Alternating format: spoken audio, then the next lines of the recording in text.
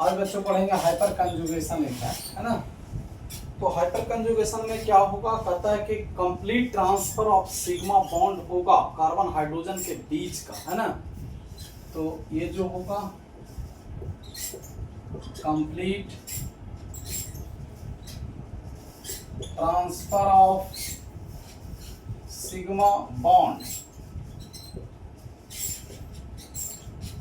Between carbon hydrogen is called hyper conjugation, है ना। अब देखेंगे जैसे इस तरह के जो होगा,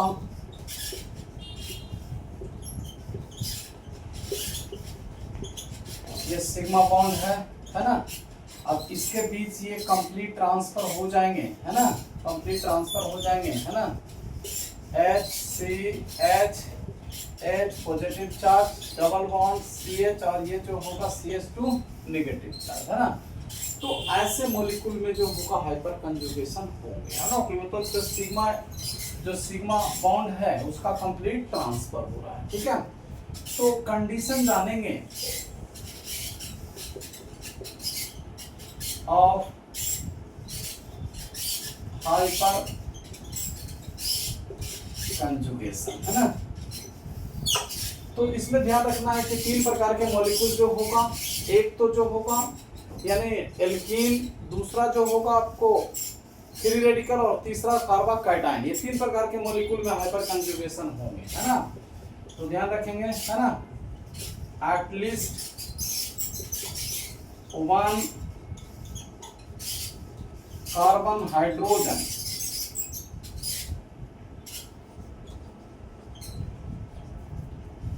है ना बॉन्ड एंड डबल बॉन्ड या पॉजिटिव चार्ज या free radical at conjugate position, है ना।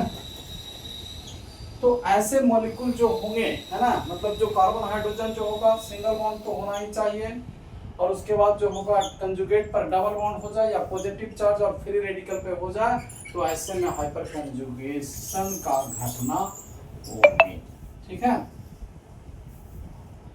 अब देखेंगे इस तरह के जो होगा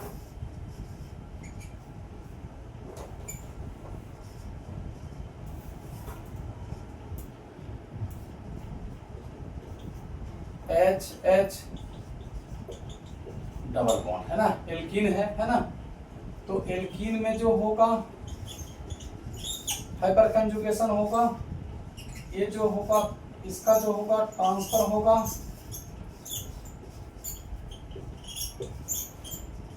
ये जो होगा H+ और ये 2 इलेक्ट्रॉन नेगेटिव चार्ज, है ना, और ये 2 इलेक्ट्रॉन नेगेटिव चार्ज और टू मूव करेगा तो पॉजिटिव चार्ज, मतलब ये जो होगा डबल बॉन्ड बन जाएंगे, ठीक है। फिर इसके कारण जो होगा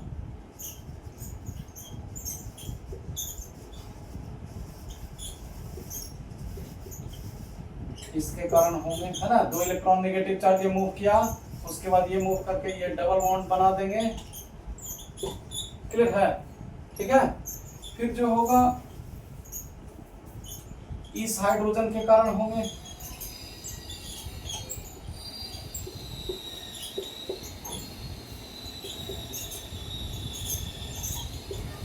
होगा मतलब जितना भी जो होगा कार्बन हाइड्रोजन जो होगा सिंगल बॉन्ड से अटैच हो और कंजुगेट पोजीशन पे डबल बॉन्ड है, उसमें हाइपर कंजुगेशन होंगे। अब जैसे इस तरह है,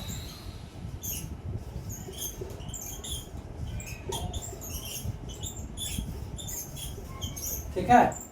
तो इसके कारण नहीं होगा, इसके कारण होगा, इसको अल्फा दीजिए, ये 2 इलेक्ट्रॉन नेगेटिव चार्ज मूव करेगा, ये मूव कर जाएंगे, है ना।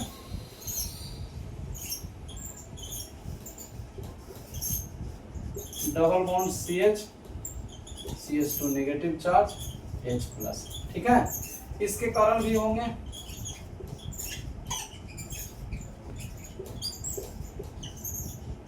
डबल बॉन्ड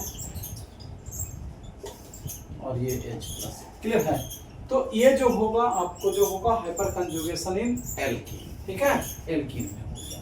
अब देखिए सिमिलर जो होगा आपको कार्बोकैटायन में भी होंगे, है ना, ठीक है, इन कार्बोकैटायन, है ना, कार्बोकैटायन में होगा।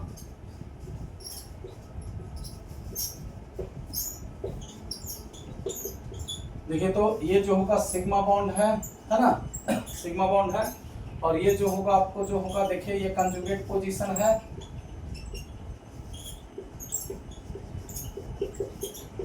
है ना, 2 इलेक्ट्रॉन नेगेटिव चार्ज इसके पास जाएगा, HCH डबल बॉन्ड CH2 और ये जो होगा H+। क्लियर है? ठीक है।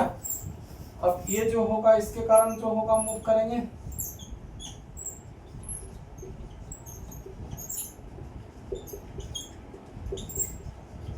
क्लियर है?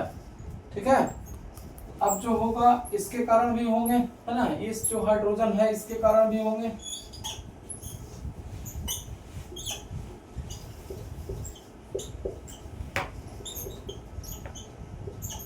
ठीक है। तो ये जो होगा कार्बोकैटायन में होंगे, ठीक है। फिर जो होगा सिमिलर जो होगा आपको जो होगा कार्बन फ्री रेडिकल में भी हो जाएंगे, है ना, इन कार्बन फ्री रेडिकल, ठीक है, इस तरह रहेगा, है ना, ये कंजुगेट पोजीशन हो गया,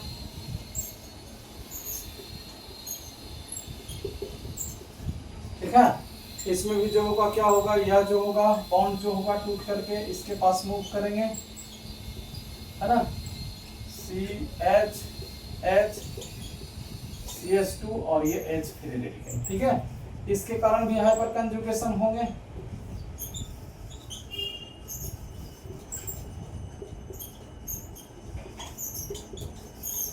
होगा, इसके कारण भी हाइपर कंजुगेशन होंगे।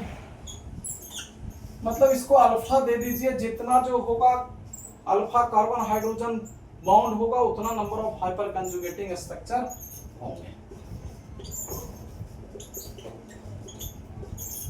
क्लियर है?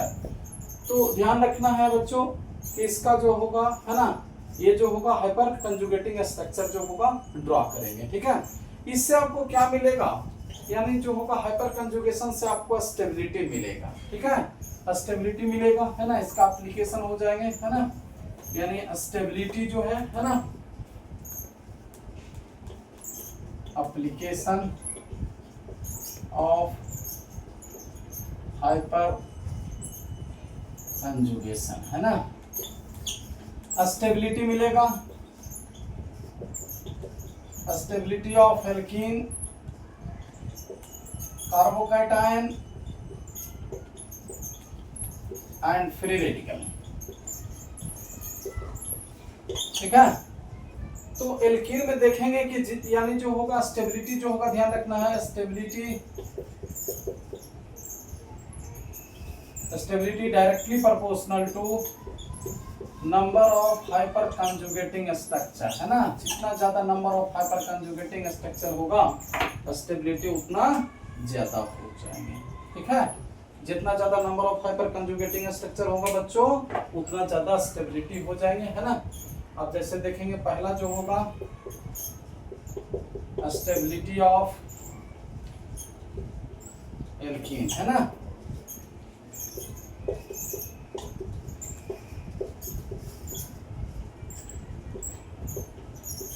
इसको अल्फा दे दीजिए, है ना, ठीक है। तो 12 जो होगा अल्फा कार्बन हाइड्रोजन, मतलब जो होगा यानी 12 हाइपर कंजुगेशन होगा, ठीक है, 12 हाइपर कंजुगेटिंग स्ट्रक्चर मतलब स्टेबिलिटी इसका ज्यादा। उसके बाद जो होगा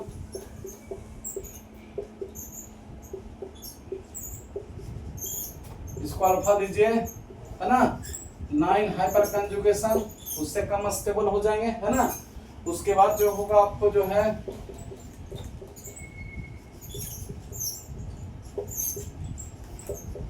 इसमें भी 6 जो होगा हाइपर कंजुगेशन, लेकिन यह जो होगा ट्रांस है, ठीक है, तो ट्रांस का स्टेबिलिटी सिस से ज्यादा हो जाएगा। ये जो होगा आपको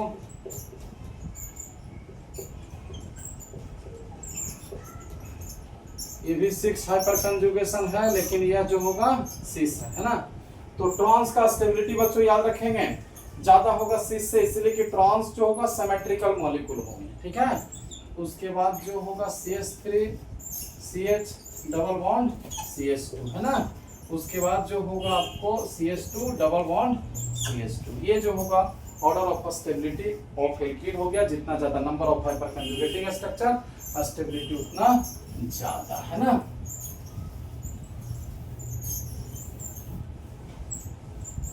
ठीक है, अब देखेंगे जो होगा दूसरा जो होगा स्टेबिलिटी ऑफ कार्बोकैटायन है ना।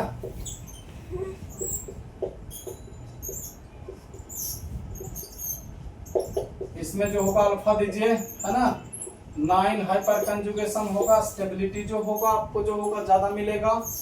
उसके बाद जो होगा CH3 CH पॉजिटिव चार्ज, इसमें जो होगा 6 हाइपर कंजुगेशन होगा। इसको अल्फा दीजिए, स्टेबिलिटी उससे कम हो जाएंगे। ठीक है, अब जो होगा इसके बाद जो होगा CH3 CH2 पॉजिटिव चार्ज, इसको अल्फा दीजिए, 3 हाइपर कंजुगेशन होगा है ना, स्टेबिलिटी कम हो जाएंगे है ना।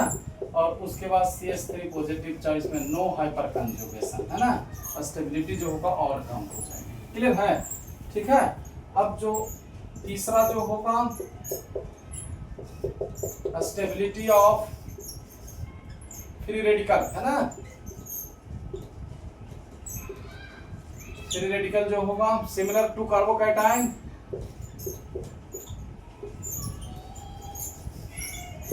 है ना। इसमें 9 हाइपर कंजुगेशन होगा।